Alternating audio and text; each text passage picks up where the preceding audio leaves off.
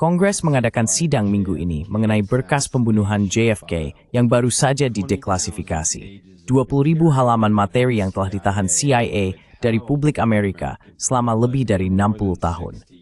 Seperti yang diperkirakan, media korporat serta Demokrat di Kongres bersatu untuk menyatakan secara tegas bahwa dokumen-dokumen baru ini membebaskan CIA dari kesalahan rencana pembunuhan presiden. Untuk membantu kita memahami apa yang sebenarnya terjadi, kita berbicara dengan Aaron Good, seorang ilmuwan politik dan sejarawan yang dikenal karena pemeriksaan kritisnya terhadap kebijakan luar negeri AS. Dia bergabung dengan saya hari ini untuk menguraikan rilis berkas terbaru serta harapnya. Jadi Aaron, kasih mood menghargainya. Aaron, thank you so much for being here. I really appreciate it. Efras, senang kudidikin. I want to start with the New York Times. Saya ingin memulai dengan Julian Barnes, New York Times. Ketua ini tak pemain memecahkan rekor dunia untuk membaca cepat. Setelah membaca 20.000 berkas JFK yang baru dirilis pada beberapa ini. Karena senil aku, dan saya kuas tarif nikah saya via JFK. The CIA did not kill JFK. Thousands and thousands of pages of these Read halaman dokumen super hafort bahwa JFK. Jadi, menginsisteno, abis terperitaan the men kecil anjir mesin broin subhamal. Nah, bukan ini merusak episode ini. Tidak CIA tidak membunuh JFK. The CIA did not kill JFK. Case closed. Kasus detail. Ini mas step with sedang Kongres batter halium. Is ordinary divorce no small the vote unquote. Congressional Democrats. but you have said, I think, just to correct. Tapi Anda telah mengatakan, saya pikir hanya untuk mengoreksi apa yang Anda katakan. Anda telah mengatakan, meskipun bahwa tidak ada bukti langsung hingga hari ini bahwa CIA melakukan pembunuhan tersebut. Apakah itu benar? Saya akan mengatakan bahwa pola fakta yang muncul dalam sebulan terakhir menunjukkan keterlibatan atau keterlibatan dalam kematian presiden. Tapi tidak ada bukti langsung. Apakah itu benar, Pak? Kami memiliki bukti yang sangat langsung tentang pengawasan CIA terhadap Oswald. Tidak, saya tidak menanyakan tentang itu. Saya setuju dengan Anda, Pak. Maksud saya, bukti langsung bahwa CIA terhubung dengan pembunuhan tersebut. Semua peristiwa ini menghubungkan CIA dengan pembunuhan tersebut. Saya mengerti itu, Pak. Saya hanya memberitahu Anda, interpretasi saya tentang apa yang telah disajikan adalah bahwa saya belum melihat bukti langsung.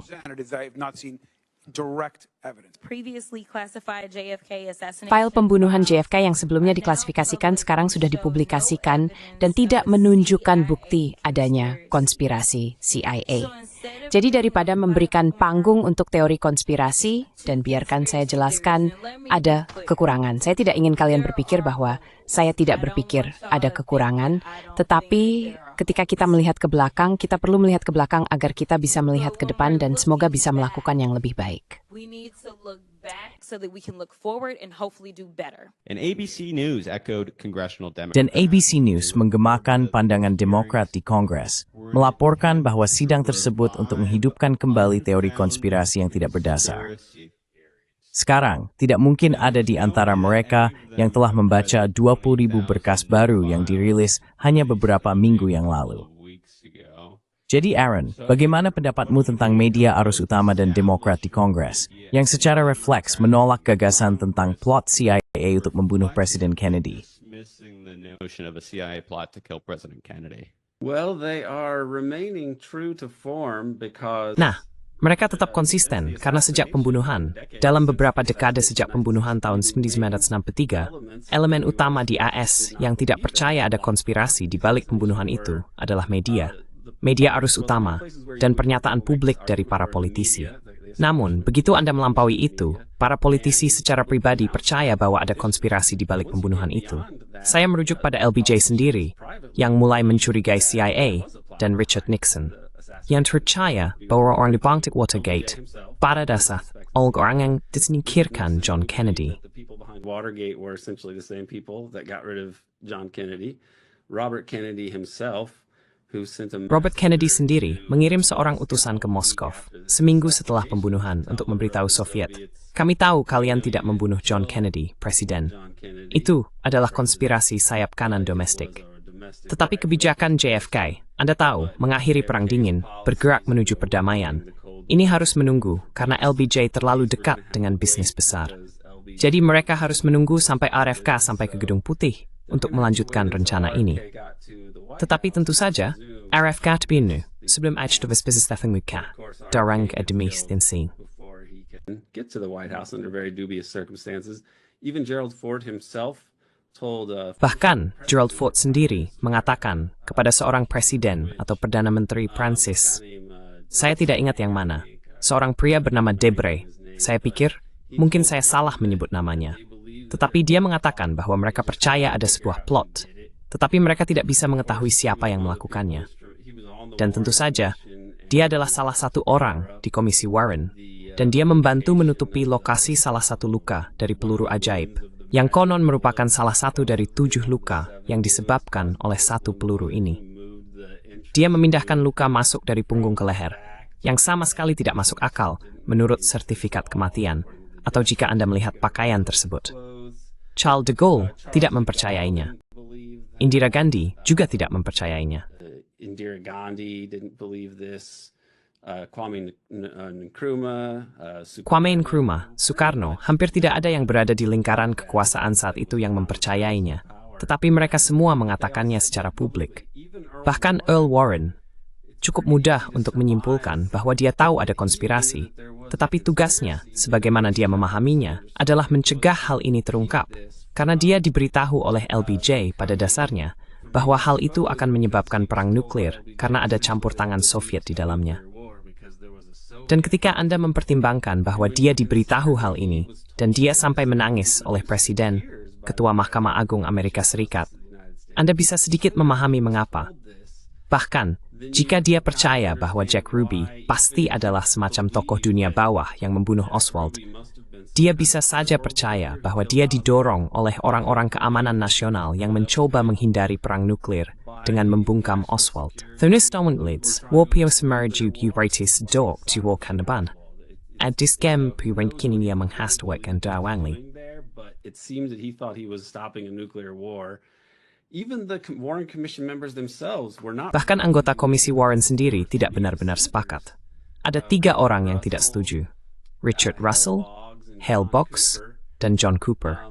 Mereka membicarakan hal ini dan bahkan mencoba memasukkannya ke dalam proses dalam laporan. Senator Russell pada dasarnya ditipu untuk memberikan presentasi lengkap tentang bagaimana dia tidak percaya pada teori peluru ajaib dan memiliki beberapa pertanyaan lain. Ada seorang stenografer di sana yang tampaknya mencatat, tetapi saya pikir itu adalah stenografer palsu atau semacamnya karena tidak ada catatannya.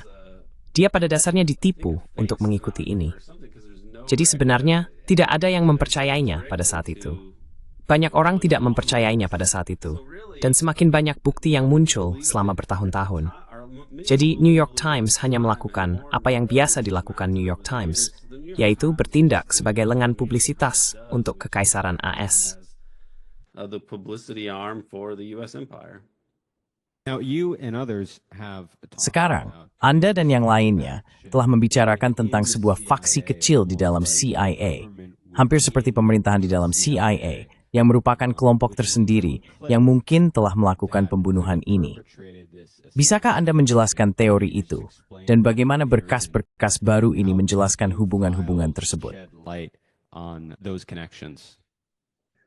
Well, in particular, Isisdaga, James Angleton is speaking about how Soldadig Sangoid, anime pembahamurset. in the assassination.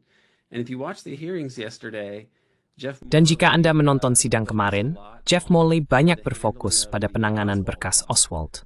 Richard Helms, yang akhirnya menjadi direktur, tetapi pada saat itu adalah direktur rencana di bawah Kennedy, yang seperti kepala layanan rahasia, bertanggung jawab atas trik kotor.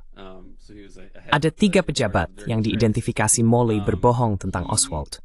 Salah satunya adalah George Joanides, yang menangani salah satu kelompok pengasingan Cuba selama pemerintahan Kennedy. Kemudian, Ramesh Parabung untuk penyelidikan Kongres terhadap pembunuhan tersebut. Diselimuit selagi mereka di setiap kesempatan. Tidak diketahui, setelah tahun kemudian, bahwa di Hubtus Rorschach yang seharusnya sebagai saksi. that he was someone who really should have been a witness. He was a material witness that they should have been deposed. Dia adalah saksi penting yang seharusnya mereka mintai keterangan tentang kemungkinan keterlibatan CIA dalam pembunuhan tersebut. Sebaliknya, dia adalah penghubung yang seharusnya membantu mereka mendapatkan dokumen. Namun kenyataannya, dia ada di sana untuk mencegah mereka mendapatkan dokumen. Jadi ini sangat skandal. Orang ini, Joanides, telah menipu pejabat AS tentang perannya. Begitu juga dengan Richard Helms dan James Angleton, yang berbohong tentang seberapa banyak mereka telah mengawasi Oswald dan apa yang diketahui oleh agensi tentang Oswald. Seperti yang didokumentasikan oleh Jeff Molly, mereka memiliki berkas besar tentang Oswald, dan mereka telah membaca surat-suratnya untuk waktu yang lama. Jadi ada aspek itu. Mereka mengawasinya.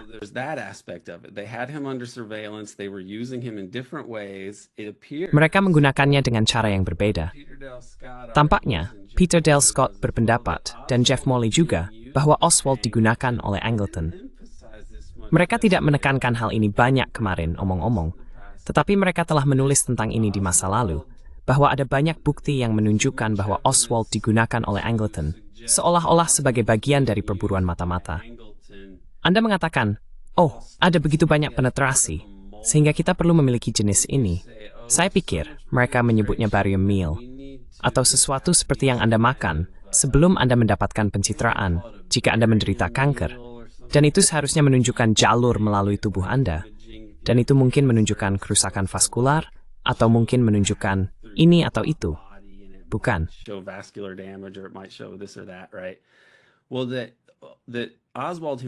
Nah, Oswald sendiri, karena dia membelot ke Uni Soviet, adalah orang yang menarik perhatian, dan Angleton memiliki semua berkas yang akan muncul tentang dia, dialihkan kepadanya. Beberapa informasi di luar sana akan memiliki nama yang berbeda, ejaan, dan kesalahan yang berbeda. Dan jika Anda melihatnya, Angleton mungkin entah bagaimana bisa mengetahui siapa mata-matanya. Jika mereka melaporkan informasi ini yang salah dengan cara tertentu, mereka bisa mengetahui siapa mata-matanya. Tetapi pada kenyataannya, yang saya sarankan mereka lakukan adalah memastikan bahwa mereka memiliki monopoli atas apa yang pemerintah ketahui tentang Oswald dengan cara ini. Jadi Angleton adalah individu yang sangat menipu, dan saya percaya bahwa ini adalah bagian dari apa yang dia lakukan. Mereka membaca surat-suratnya, mereka mengawasinya, dan di permukaan tampaknya, ya, dia membelot ke Uni Soviet.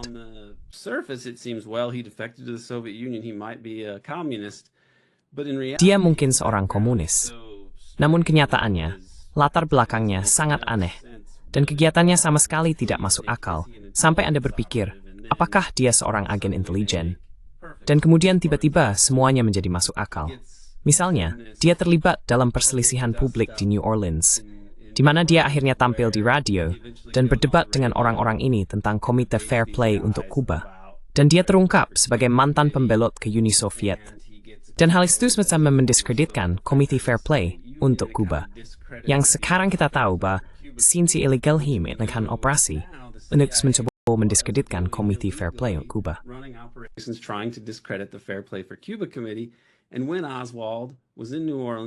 Dan ketika Oswald berada di New Orleans melakukan hal-hal ini, membagikan selebaran ini, dia bekerja dari kantor, seorang mantan agen FBI sayap kanan, yang juga menggunakan kantor itu, untuk bekerja dengan kelompok pengasingan Kuba, untuk merencanakan operasi Mongoose, semacam operasi gerilya, operasi paramiliter, dan sebagainya. Pada satu titik, sebuah organisasi yang terkait dengan orang ini, Guy Bannister, mencoba membeli truk atas nama Lee Oswald ketika Lee Oswald berada di Uni Soviet. Jadi seseorang sedang menyamar sebagai dirinya di sana. Jadi Oswald tampaknya cukup jelas menjadi agen provokator dari beberapa jenis yang bekerja untuk pemerintah. Dan itu tidak pernah dijelaskan dengan cara apapun. Jadi ada begitu banyak.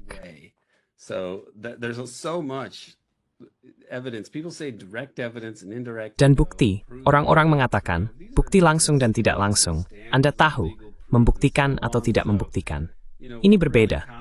Ada standar pembuktian hukum yang berbeda dan sebagainya. Jadi, Anda tahu apa yang benar-benar merupakan, tidak ada berkas yang mengatakan operasi bunuh JFK dan menjelaskannya dalam memo satu halaman. Tidak akan pernah ada sesuatu seperti itu untuk operasi sebesar ini. Tetapi ada sejumlah besar bukti yang menghubungkan CIA dan para pelaku ini dengan Oswald. dan itu adalah salah satu bagiannya. Jadi ada aspek Oswald, yang menurut saya ada banyak bukti yang mengarah ke Angleton, terutama memanipulasi itu. Angleton dan lainnya adalah bagian dari cerita ini. David Phillips di Mexico City adalah bagian besar dari itu. In Mexico City is a big part of it. Let So me there's a ask lot about there. that. Let me ask about that quickly because it's very strange. Biarkan saya bertanya tentang itu dengan cepat, karena ini sangat aneh. Mengingat kembali bagaimana kita memulai ini, kita berbicara tentang Demokrat Kongres ini. Dan mereka mengatakan dengan tegas, oh tidak ada bukti keterlibatan CIA. Tetapi tidak ada plot CIA. Seperti yang Anda sebutkan, ada semua koneksi aneh CIA dengan Lee Harvey Oswald. Dan tidak hanya itu, mereka mengawasinya dan mereka berhenti mengawasinya. Sangat aneh, seperti yang Anda sebutkan, setelah dia ditangkap di New Orleans, dan setelah dia pergi ke Mexico City dan diduga bertemu dengan seseorang yang terlibat dengan KGB, itu akan menjadi alasan untuk meningkatkan pengawasan jika Anda berada di kontraterorisme seperti James Angleton, atau semua orang yang menerima file-file ini tentang Lee Harvey Oswald pada saat itu. Tetapi mereka melakukan kebalikan dari itu. Mereka berhenti memperhatikan Lee Harvey Oswald. Jadi ini sangat aneh. Supreme Koyat, apa wordnya dengan mabutnya? Bukti langsung, bukti langsung. Ini minu abulis tegan permaan. Dan dat setuju saya perselenyu. And there's clearly a lot that's unresolved. Right, they have lied about this for a long time. Benar.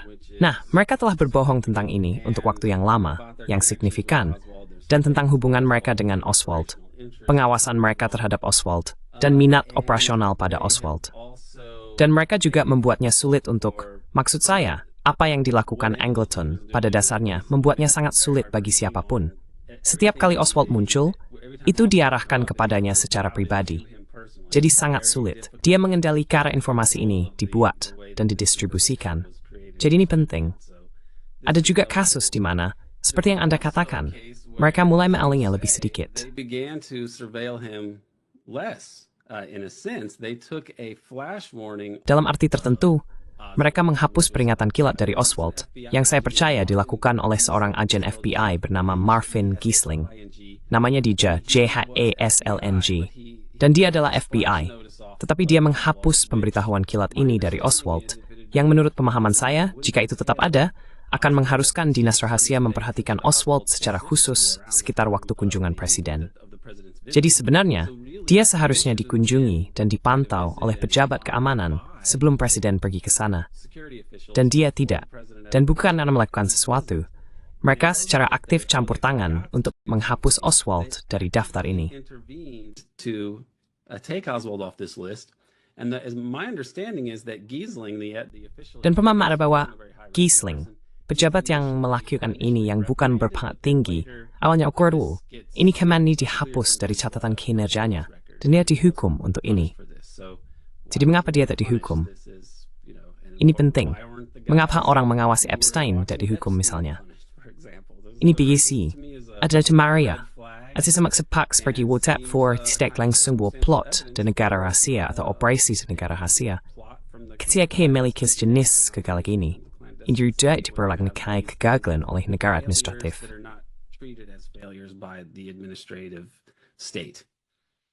There's one character we haven't talked about yet, which is Ada satu tokoh yang belum kita bicarakan, yaitu Jack Ruby, yang menurut narasi resmi hanya merasa marah tentang pembunuhan itu dan keluar dengan pistol dan menembak Lee Harvey Oswald sebelum dia bisa mengatakan apa-apa atau memberikan kesaksian di pengadilan tentang apapun yang telah terjadi atau jika ada konspirator lain. Apa yang sebenarnya menjelaskan mengapa dia membunuh Lee Harvey Oswald? why he killed Lee Harvey Oswald. Well, Ruby is a fascinating character. Nah, Ruby adalah karakter yang menarik dan mungkin merupakan Rosetta Stone untuk mencoba memahami aspek-aspek tertentu dari pembunuhan tersebut. Hanya untuk menegaskan kembali apa yang Anda katakan tentang Ruby yang membungkam Oswald, penting untuk dicatat bahwa salah satu hal yang akan dikatakan oleh kelompok yang tidak percaya pada konspirasi adalah bahwa, ya, seseorang pasti akan berbicara. Tetapi dalam kasus ini, Anda memiliki dua tokoh utama yang terlibat dalam beberapa cara, tanpa diragukan lagi, yaitu Lee Oswald dan Jack Ruby. Lee Oswald mungkin adalah teoris konspirasi pertama dalam pembunuhan JFK, karena dia sendiri mengatakan, "Saya adalah kambing hitam. Saya sedang dijebak di sini. Saya tidak menembak siapapun. Saya hanya kambing hitam." Dan dia mencoba menelepon seorang perwira intelijen militer bernama, saya pikir, William Hurt atau John Hurt. John Hurt mungkin. Salah satunya lah aktor. William Hurt adalah aktor. Saya pikir John Hurt. One of them is the actor. William Hurt's the actor. I think it's John Hurt. But anyway, he tries to call a military intelligence officer. Tapi bagaimanapun, dia mencoba menghubungi seorang perwira intelijen militer yang ditempatkan, saya pikir, di North Carolina. Dan mereka tidak membiarkan panggilan itu diteruskan, dan mereka tidak mencatat apapun tentang apa yang dia katakan. Ketika dia diinterogasi, mereka tidak merekam apapun. Mereka tidak mencatat apapun. Jadi dia sendiri mengemukakan adanya konspirasi. Dan Jack Ruby sendiri kemudian mengatakan, orang-orang dalam posisi berkuasa menempatkan saya dalam posisi yang saya alami. Dan mereka tidak akan pernah membiarkan kebenaran terungkap, karena mereka memiliki terlalu banyak yang harus dipertaruhkan. Jadi kedua tokoh utama yang kita diberitahu adalah orang gila sendirian, menunjuk pada konspirasi. Namun, mereka tidak diizinkan melakukan apapun tentang hal itu. Jack Ruby sendiri mengatakan kepada Earl Warren, "Hidup saya dalam bahaya di sini. Bawa saya ke Washington. US Stafford Sewant, Hugh Hatha. And ras duop tuk pemahaming aidu, mabitu tu alih. De work to mengregan. It's rotai you siyins." Horrible, and nobody can stop it. Now, when he had spoken to Ketika dia berbicara dengan Warren, dia baru saja dinyatakan gila oleh seorang psikiater bernama Jolie West, yang sekarang kita tahu terlibat dengan program MK Ultra CIA. Dia membantu menjalankan program pengendalian pikiran CIA dan melakukan semua eksperimen ini menggunakan LSD. Banyak di antaranya pada subjek uji yang tidak menyadari. Dia bahkan membunuh seekor gajah dengan memberinya dosis LSD yang sangat banyak pada satu titik. Dan dia adalah orang yang dikirim untuk mengevaluasi kegilaan Jack Ruby. Dia mengatakan Ruby mengalami gangguan psikotik karena tepat ketika Jolie West datang untuk mengevaluasi Ruby, Ruby mulai berhalusinasi dan mengatakan bahwa orang-orang ingin mencelakainya. Del.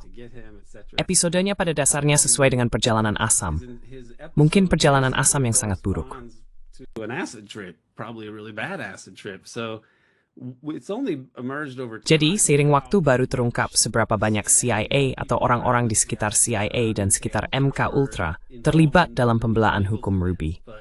Pengacaranya terhubung dengan sindikat, atau mereka terhubung dengan lingkungan orang-orang yang menggunakan psikologi dan psikiatri untuk tujuan hukum, seperti sebagai sarana pembelaan hukum, untuk berargumen bahwa seseorang tidak waras dan karenanya tidak bersalah karena alasan ini atau itu. Awalnya mereka mencoba melakukan ini dengan Ruby. Mereka akan mengatakan, ya, dia tidak waras. Karena jika Anda mengatakan dia tidak waras, maka itu berarti Anda bisa mengabaikan apapun yang mungkin dia katakan. Tapi saya pikir Ruby sendiri digunakan seperti cara mereka menggunakan Oswald di Mexico City. Oswald di Mexico City, mereka mengatakan mengunjungi orang bernama Kostikov, yang merupakan koordinator pembunuhan KGB.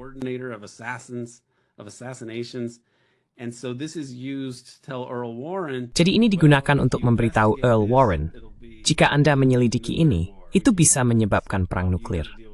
Kita tidak bisa membiarkan itu terjadi. Jadi Anda harus menangani konspirasi apapun dengan cara itu. Itu adalah kepala Komisi Warren. Dan kemudian Ruby, di sisi lain, jika Anda melihat latar belakangnya, dia berada di posisi yang sangat sensitif atau unik dalam sindikat kejahatan, dan terutama dalam pengambilalihan sindikat di Dallas kurang lebih. Jadi dia terhubung, dia sudah terlibat sejak lama. Bahkan pada tahun 1939, dia berada di ruangan ketika Presiden Serikat Pekerja Pengelola Barang Bekas Lokal dibunuh. Dan akhirnya, serikat ini diambil alih oleh seorang pria bernama Dorfman, yang dalam arti tertentu adalah tangan kanan Jimmy Hoffa.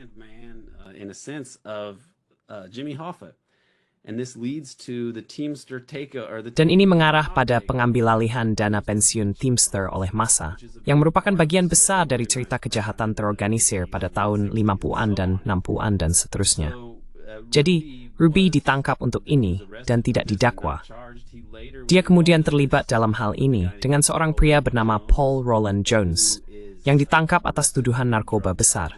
Dan Ruby seharusnya terlibat dalam salah satu kasus narkoba tersebut, karena dia berbicara dengan Jones sekitar waktu ini. Namun entah kenapa, Ruby tidak terlibat. Ada banyak indikasi bahwa dia adalah seorang informan, dan dia bahkan memiliki evaluasi sebagai informan.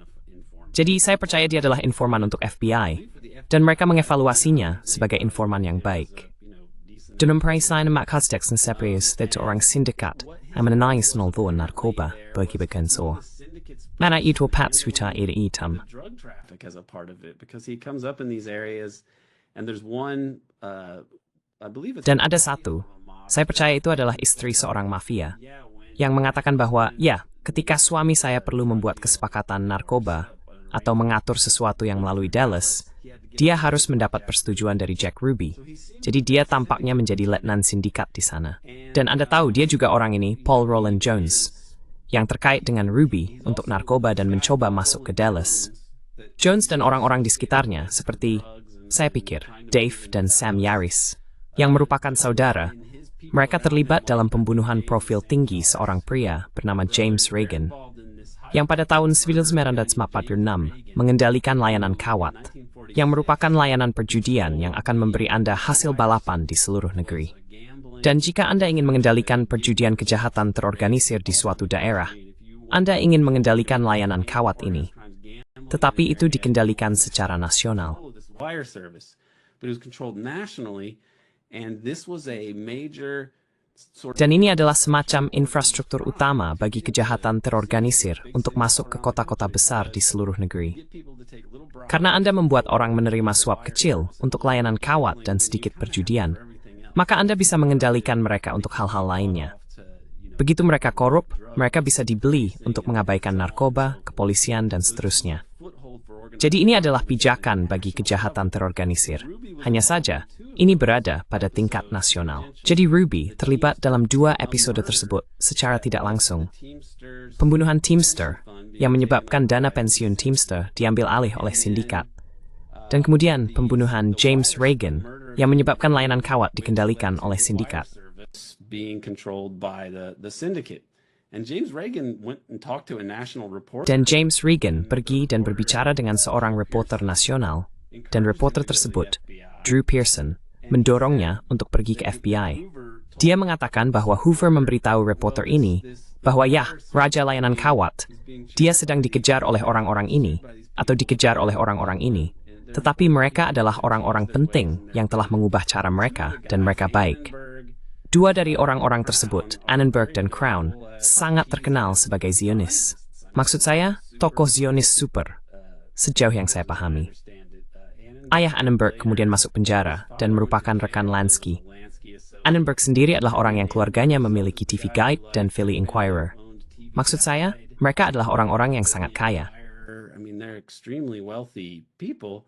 And Crown, Henry Crown, Dan Crown, Henry Crown, putra atau cucunya, adalah salah satu orang yang berada dalam kelompok besar dengan Wexner. Saya percaya Adelson mungkin menjadi bagian dari itu.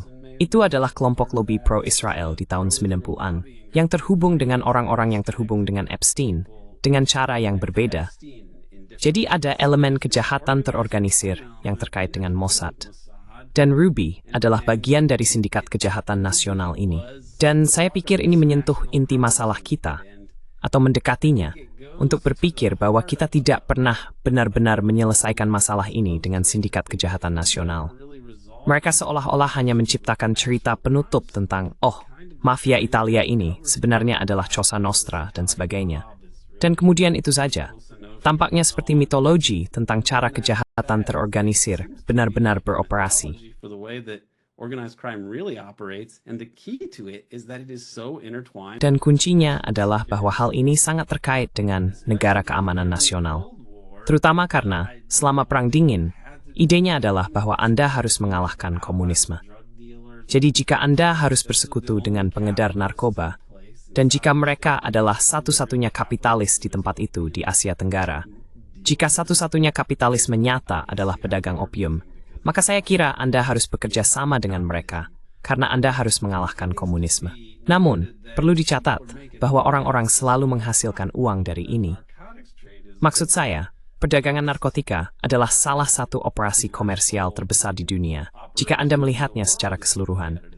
Ini sebanding dengan perdagangan minyak dan senjata sebagai 3 penghasil aktivitas ekonomi terbesar secara internasional. Of economic activity internationally. So you mentioned James Angleton. Jadi Anda sering menyebut James Angleton.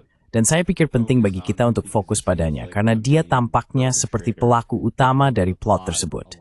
Banyak bukti yang mengarah ke sana, termasuk fakta bahwa dia menerima semua laporan ini di mejanya tentang pelaku utama pembunuhan, Lee Harvey Oswald.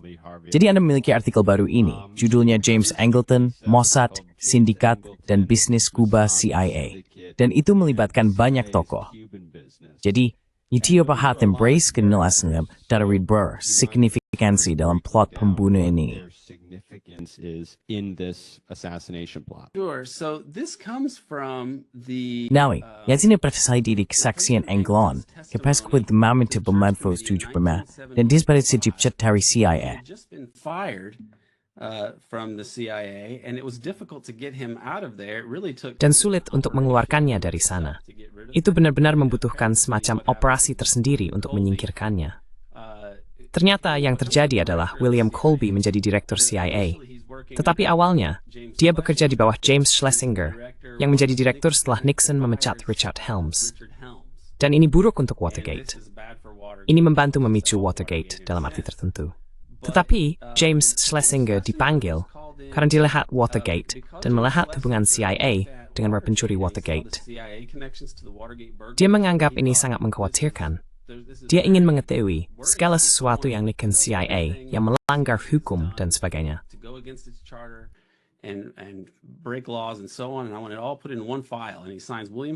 Dan dia ingin semuanya dimasukkan ke dalam satu berkas. Dan dia menugaskan William Colby untuk melakukan ini. Nah, akhirnya William Colby menjadi direktur CIA sedikit kemudian. Dan dia memutuskan bahwa Angleton harus pergi.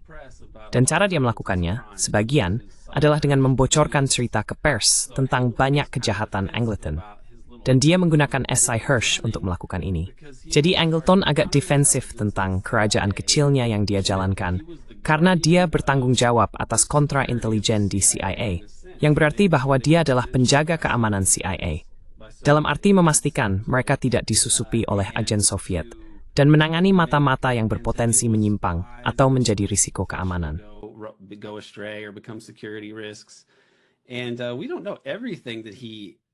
Dan kita tidak tahu semua yang berada di bawah pengawasannya. Tetapi ada banyak hal yang dilakukan CIA selama waktu ini, seperti membunuh salah satu pejabatnya sendiri bernama Frank Olson, yang diberi dosis asam pada satu titik, dan kemudian tampaknya dilempar keluar jendela di lantai 10 di Manhattan, dan dia meninggal. S.I. Hirsch akhirnya, melalui sumber di CIA, menemukan bahwa, ya, ada mekanisme yang digunakan untuk menangani risiko keamanan, dan itu digunakan terhadap Olson. Detail sebenarnya tidak pernah sepenuhnya diakui oleh pemerintah. Orang yang bertanggung jawab atas kecil ini adalah James McCord, yang kemudian membantu menjatuhkan Nixon dengan Watergate, dan yang juga terlibat dengan operasi Komite Fair Play for Cuba di tanah AS. Dia adalah orang yang bekerja untuk Angleton pada umumnya. He was the guy that worked for Angleton, by and large. So this is suspicious. Jadi ini mencurigakan, dan semuanya menunjukkan bahwa Angleton memiliki wilayah kekuasaan di CIA, melakukan hal-hal semacam di luar buku tanpa sepengetahuan direktur. Dan dia memberikan kesaksian tentang ini kepada Komite Gereja pada tahun 1975. Salah satu hal yang mereka tanyakan padanya adalah akun Israel yang dia kelola. Dia tidak hanya menjalankan kontra intelijen, dan bahkan mengordinasikan hal-hal seperti, Anda tahu, penghapusan agen tampaknya, seperti mungkin Frank Olson. Kami berasumsi dia benar-benar melakukan ini. Dia adalah orang yang bertanggung jawab atas operasi semacam ini. Tapi dia juga mengelola akun Israel, karena dia memiliki hubungan dengan Zionis tingkat tinggi yang sudah ada sebelum pembentukan Israel. Dia bekerja dengan Teddy Kollek, yang kemudian menjadi wali kota Yerusalem dan merupakan tokoh pendiri Zionis. Dan dia memiliki semua koneksi ini dengan Mossad. Dan dia mengelola meja Mossad. Bryce Gibhari Tawud dan Mossad.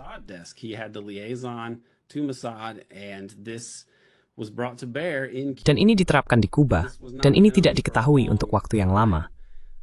Yang terjadi adalah, ini yang dia katakan kepada Komite Gereja.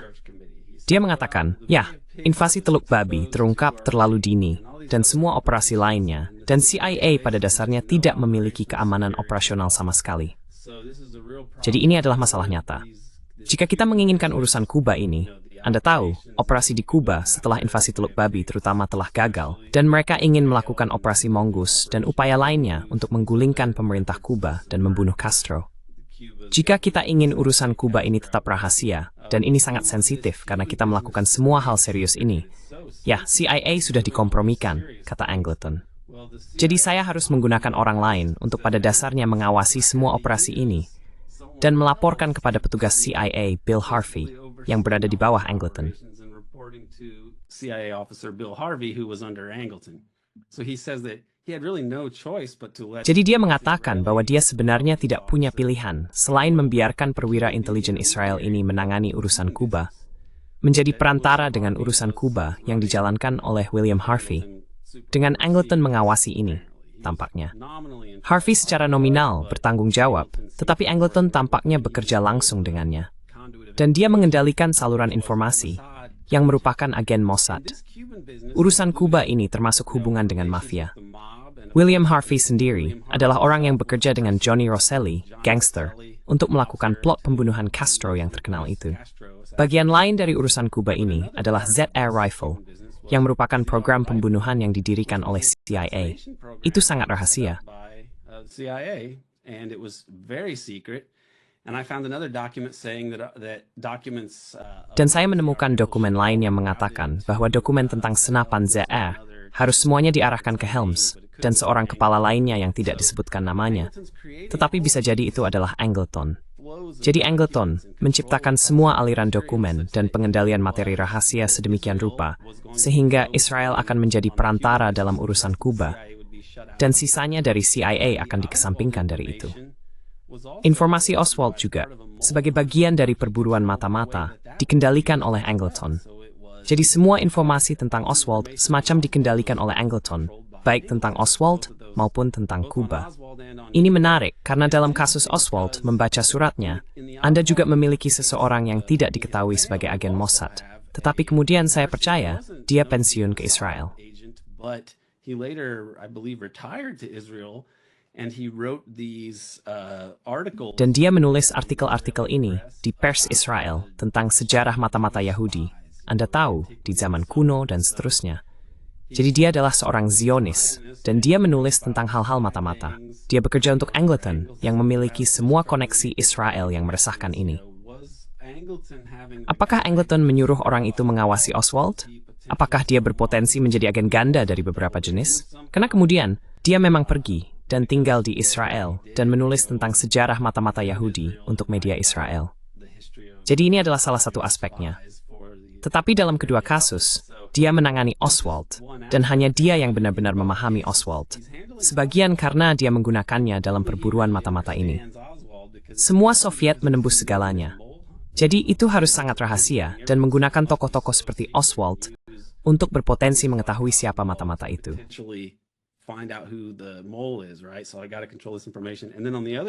Benar. Jadi saya harus mengendalikan informasi ini. Dan kemudian di sisi lain, dengan program pembunuhan dalam bisnis Kuba ini, dia juga mengendalikan semua informasi itu.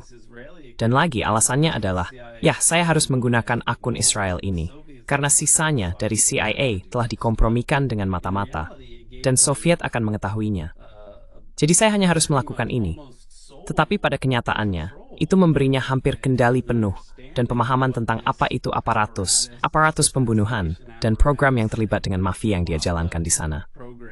Jadi jika Anda bertanya, seperti, apakah CIA membunuh Kennedy?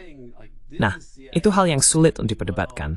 Tetapi Angleton tampaknya terlibat dalam beberapa aspek ini dengan cara yang sangat mencurigakan.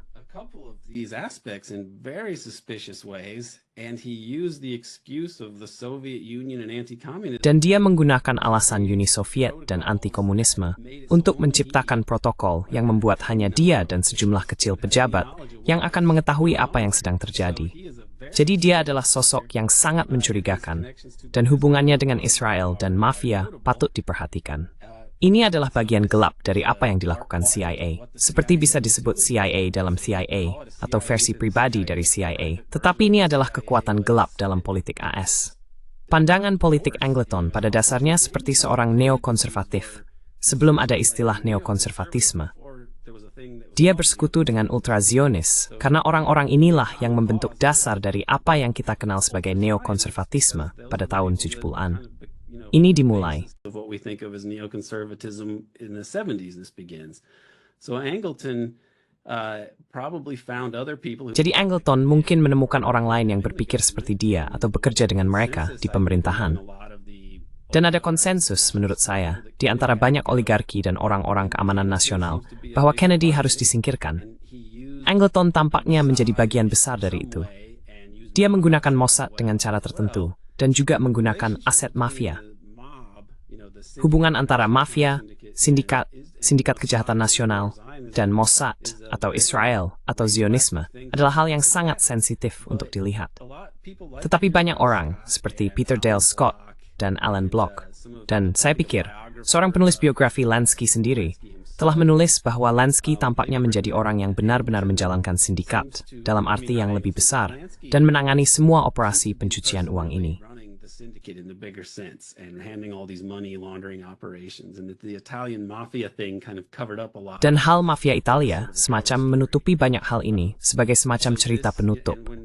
Misalnya, ketika Lansky membantu menyediakan senjata untuk Israel saat pendiriannya, Nixon mengejar sindikat dengan cara yang terkendali, tetapi tetap merusak mereka dalam beberapa cara dan mulai menyelidiki Lansky. Lansky pergi ke Israel dan tinggal di sana sampai tahun 1973.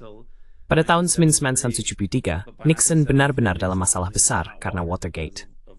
Yang menarik adalah dari semua orang dalam lingkungan intelijen, mafia, pembunuhan Kennedy.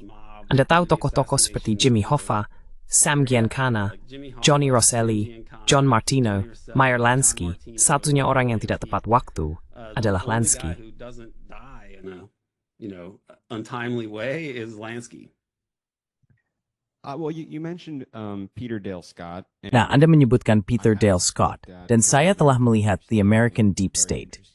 Saya pikir itu adalah buku yang sangat menarik, karena dia semacam menggambarkan kesinambungan antara semua ini, yang dia sebut peristiwa mendalam. Peter membuat koneksi ini antara pembunuhan JFK, Watergate, Iran-Contra, dan 9/11. Dia menggambar paralel ini. Bisakah Anda diembangkan bagaimana jenis peristiwa dari fakta ini dan dimanfaatkan oleh kelas penguasa di Amerika Serikat untuk memperluas kekuasaan merlebar jauh. To even expand their powers even more. Right, so when JFK is killed... Benar.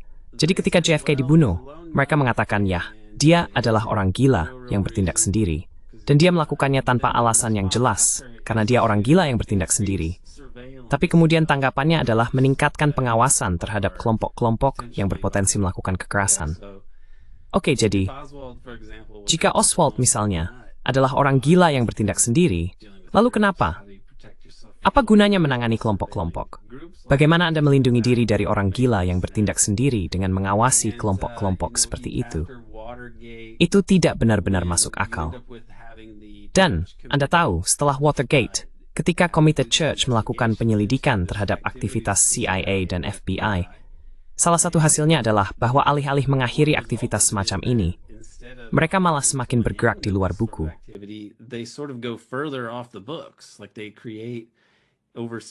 Seperti mereka menciptakan operasi luar negeri, seperti Safari Club, yang melibatkan mantan pejabat CIA, yang mungkin telah dipecat karena mereka terlalu ekstrem, dan mereka mencoba membersihkan CIA.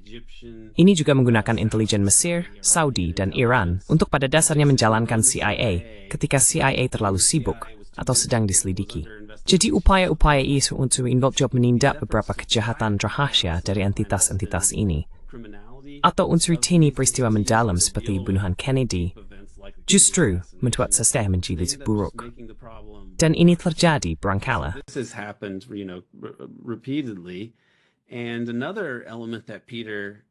Dan elemen lain yang dilihat Peter Dale Scott menghubungkan banyak peristiwa mendalam seperti Watergate atau pembunuhan JFK dan 9/11 adalah jaringan kelangsungan pemerintahan atau jaringan hari kiamat. Dan inilah, menurut saya, mengapa saya tidak hanya mengatakan, oh, CIA membunuh JFK. Karena Anda tahu, apa yang saya bicarakan sebelumnya dengan Angleton menyembunyikan urusan Kuba ini. Anda tahu, dan menggunakan Mossad untuk melakukannya. Saya tidak apakah sampai pada kunci dari itu, yaitu dalam kesaksian yang diberikan Angleton. Hingga hari ini, jika Anda menginginkan kesaksian itu, Anda akan melihat akan tertulis statusnya lengkap dengan penghapusan atau sesuatu seperti itu.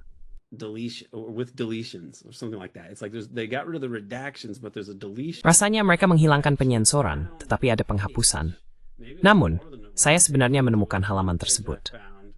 Mungkin ada lebih dari satu halaman, tetapi ada satu halaman yang saya temukan yang dihapus dalam versi lama dokumen ini.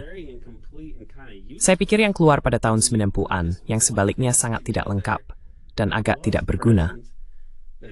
Tetapi, ketika Anda menggabungkan satu halaman ini yang ada, kemudian dihapus, yang Anda lihat adalah bahwa Angleton tidak memberitahu Direktur CIA bahwa dia menggunakan aset Israel untuk menangani operasi paling sensitif dan berpotensi meledak dalam sejarah agensi tersebut.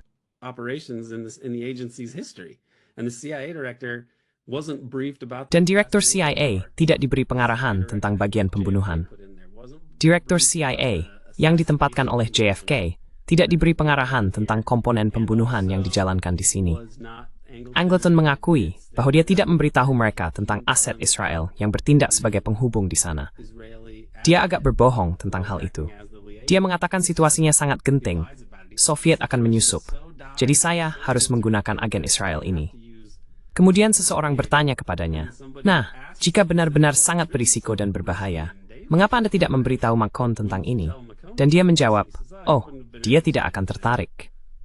Jadi dengan cara itu, Anda bisa melihat bagaimana Angleton menciptakan, bahkan tanpa pengawasan dari Direktur CIA, semacam mekanisme yang melibatkan mafia, Israel, dan pembunuhan langsung dari Kuba.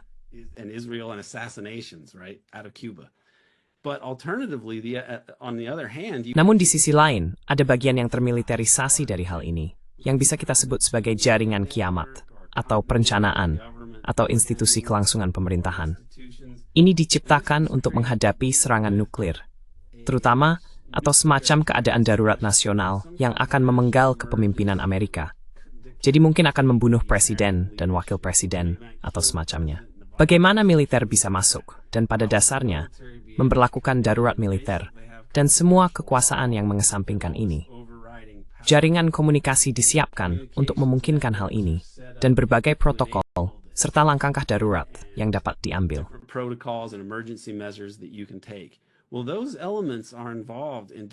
Nah, elemen-elemen tersebut terlibat dalam berbagai aspek pembunuhan JFK, Watergate, dan Iran-Contra. Dan pada 9/11, ada panggilan telepon atau panggilan telepon yang dilakukan oleh Dick Cheney, tampaknya menggunakan jaringan komunikasi kelangsungan pemerintahan. Dan kita tidak pernah memiliki akses ke sana. Dan ini seharusnya membuat kita khawatir bahwa pada tahun 90-an, Dick Cheney dan Donald Rumsfeld yang banyak merencanakan operasi-operasi ini.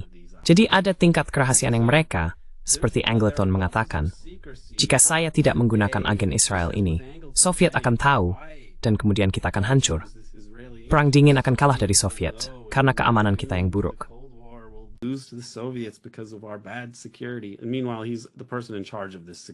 Sementara itu, dia adalah orang yang bertanggung jawab atas keamanan ini, yang membuatnya lebih lucu.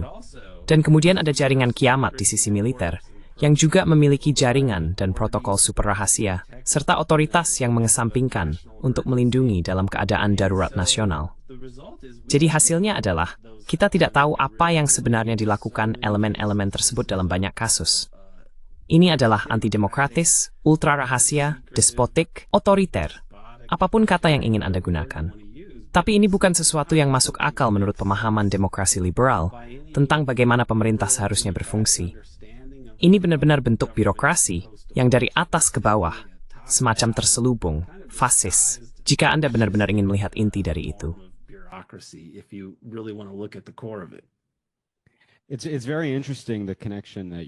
Sangat menarik, hubungan yang Anda buat, dan saya kira Peter Dale Scott juga membuatnya, menunjukkan kesinambungan antara jenis peristiwa mendalam ini ketika sesuatu yang sangat tragis dan mengejutkan terjadi.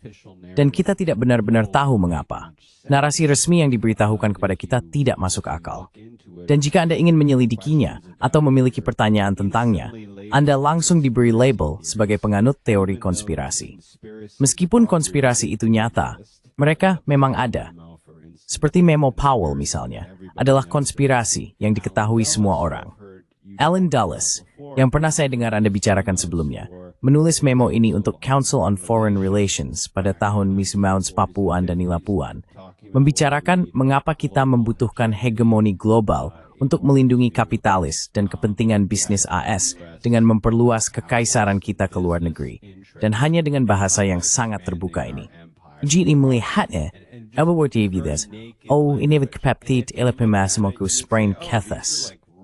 Except like yuan and health too, and in Bernut conspiracy. If you point that out, you're called a conspiracy theorist. Benar. This is the conspiracy theory term. Istilah teori konspirasi sangat tidak masuk akal. Sehingga, dalam banyak hal, ini semacam sinekdoke untuk kontra pencerahan yang telah kita alami. Istilah konspirasi hanyalah sesuatu yang buruk yang direncanakan secara rahasia oleh dua orang atau lebih dan kemudian dilaksanakan. Atau, Anda tahu, tidak. Anda bisa memiliki rencana konspirasi tanpa benar-benar melakukannya. Tapi itu hanya plot yang dirahasiakan. Atau rencana buruk yang dirahasiakan yang melibatkan dua orang atau lebih. Secara teori, itu hanya penjelasan tentang sesuatu. Jadi ada teori konspirasi yang buruk. Dan ada teori buruk yang tidak bersifat konspiratif. Seperti jika Anda mencoba mengatakan 9/11 bukan hasil dari konspirasi, dan Anda memiliki teori tentang 9/11 yang bukan teori konspirasi, you akan bodoh, and ijat semua setuju pan semula konspirasi. That 9/11 was a conspiracy. And so any explanation or theory of what happened on 9/11 Jadi, penjelasan atau teori apapun tentang apa yang terjadi pada 9/11 akan menjadi sebuah konspirasi, bukan? Jadi, itu tidak lebih jauh lagi. Bagian operasi CIA, seluruh tugasnya adalah berkonspirasi, menjalankan rencana yang sering kali ilegal, baik menurut hukum domestik AS atau hukum negara tempat mereka beroperasi, dan menciptakan cerita penutup, sehingga mereka bisa membuat kebohongan untuk menjelaskan apa yang terjadi, dan agar mereka tidak harus mengakui bahwa itu adalah operasi CIA. Jadi mereka berkonspirasi sepanjang waktu, dan mereka berbohong tentang itu sepanjang waktu. Dan mereka telah tertangkap berbohong tentang itu berkali-kali. Namun tetap saja, ketika pejabat pemerintah mengatakan, oh ya, ini adalah pemberontakan demokratis, pers menganggapnya serius.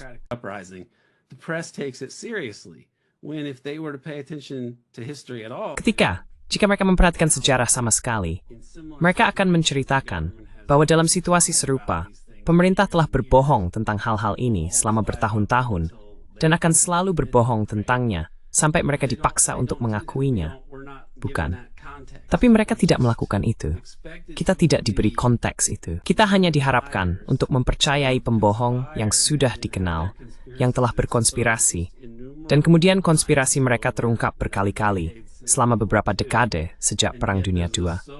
Namun ada stigma sosial yang coba ditempatkan oleh pihak berwenang pada siapapun yang menyarankan bahwa rezim, dinas rahasia, melakukan apa yang selalu mereka lakukan, yaitu berkonspirasi. Anda tidak boleh mengatakan bahwa mereka melakukan apa yang mereka lakukan.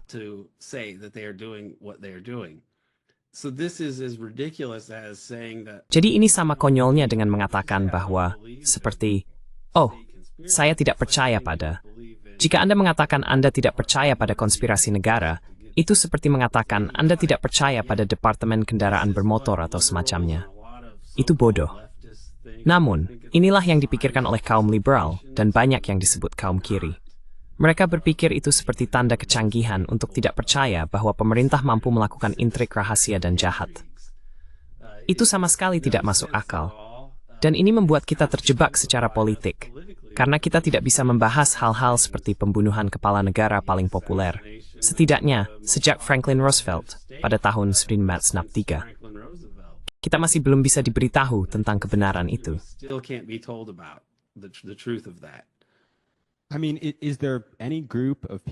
Maksud saya, apakah ada kelompok orang yang menyebarkan teori konspirasi lebih dari pemerintah AS?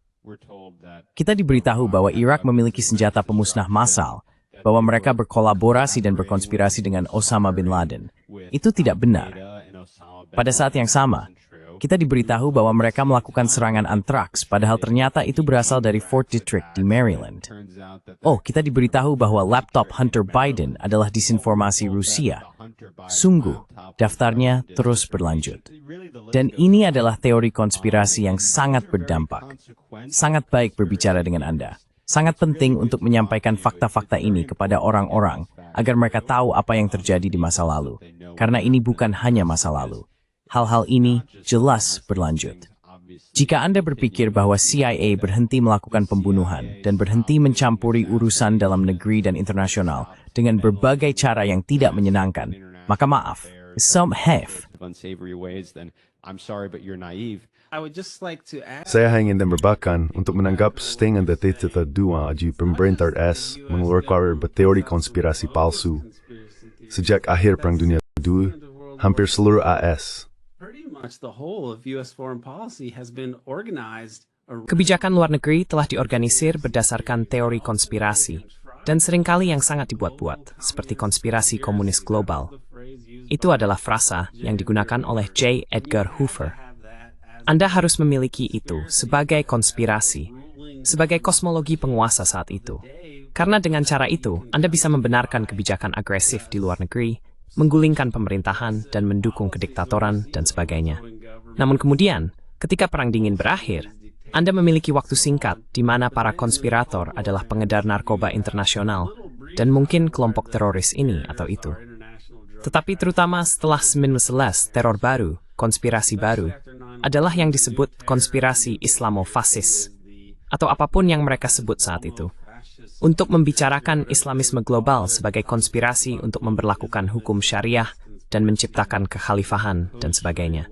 Mereka harus menciptakan teori konspirasi di sana, bukan? Russiagate adalah teori konspirasi yang palsu. Russiagate was a bogus conspiracy theory. I mean, the most irresponsible. Maksud saya, para penganut teori konspirasi yang paling tidak bertanggung jawab dan yang teorinya memiliki konsekuensi paling serius dan seringkali mematikan adalah rezim AS. Jadi aspek itu hanya, begitu Anda memahami kemunafikan di sini, itu akan membuat Anda sangat menentang rezim yang kita jalani dan kosmologi yang mereka paksakan kepada kita melalui media, akademisi, politisi, dan sebagainya. Ini adalah sistem yang menurut saya sedang runtuh. Dan mayoritas global akan mengatasinya. Dan saya pikir AS akan pertama kali kehilangan di luar negeri, mereka. It is gigmutari ideath asmi the meliat. As a result, that's part of what we're seeing, and then it will make this regime seem. Dan kemudian hal ini akan membuat rezim ini tampak sangat lemah dan agak menyedihkan saat mencoba mengendalikan hal-hal di dalam negeri, karena secara politik kita tidak bisa melakukan apa-apa melawan mereka. Sejauh ini, tampaknya tidak ada partai pekerja atau kelompok orang yang berdiri melawan sistem kapitalisme imperial ini. Kita bisa menyebutnya dan hegemoni global, seperti yang kadang-kadang disebut oleh orang Tiongkok.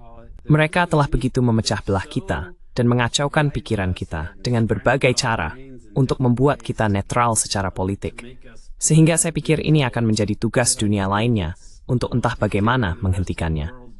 Dan saya berharap entah bagaimana akan menjadi jelas bagaimana kita di Barat bisa melakukan sesuatu tentang hal ini. Tapi sejujurnya, kita kebanyakan hanya penonton di sini. Karena kita begitu bingung dan dilumpuhkan oleh rezim politik kita sendiri dan sistem pembuat makna yang ada di sekitar kita, sehingga kita tidak bisa melakukan banyak hal.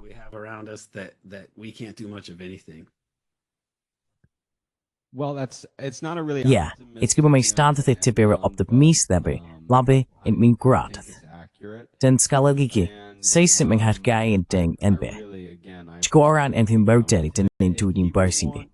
Kamal Marissa first. Watch your work. Where should they go? The American Exception Podcast American Exception ada di Patreon. Jadi cukup cari American Exception Patreon dan Anda seharusnya bisa menemukannya. Kami juga ada di YouTube, ada saluran American Exception, dan di Substack, di mana saya sesekali menerbitkan. Anda juga bisa menemukan American Exception di sana. You can find American Exception there. The book is American Exception Empire in the Deep State, and there's an audio. Buku tersebut berjudul American Exception, Empire in the Deep State, dan ada versi buku audionya. Ada juga film dokumenter yang akan segera dirilis, yang membahas buku dan topik terkait yang telah saya pelajari. Jadi, saya telah mengeluarkan banyak materi, terutama podcast. Meskipun saya memiliki penilaian suram tentang sistem politik AS, saya sebenarnya lebih optimis dalam jangka panjang, karena nasib kekaisaran adalah untuk jatuh, dan kekaisaran AS adalah kekaisaran terbesar dan terkaya dalam sejarah manusia, dan itu juga akan jatuh. Setelah itu terjadi, ilusi dan mistik seharusnya berubah, dan itu seharusnya mengubah segalanya. Jadi saya sebenarnya optimis secara keseluruhan, meskipun saya sangat pesimis atau suram tentang sistem AS. Saya tidak bermaksud untuk menjadi pesimis. Dunia melihat AS dan Barat apa adanya. Barat belum sampai di sana, tetapi Strihar akan semakin sulit untuk menyangkal Quran. Dan Trump mempercepat garis kehia di lebih tertentu. Trump is accelerating things in a sense.